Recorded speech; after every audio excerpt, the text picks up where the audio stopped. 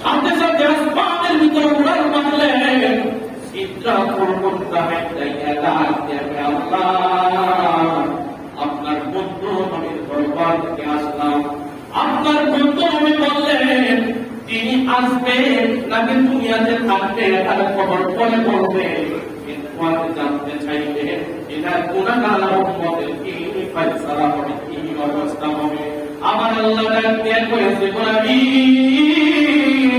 বন্ধু নবীরে যারা দুনিয়া জমিনে থাকবে 5 ওয়াক্ত নামাজ জামাতের সাথে আদায় করবে, ঈমানের সাথে যারা বসবাস করবে, হঠাৎ করে যারা থাকবে, পাকে পাঞ্জাব করে আহলে বাইতের মহব্বত করে রাখবে। ইত্তাকুল্লাহ, আমি আল্লাহর ভয়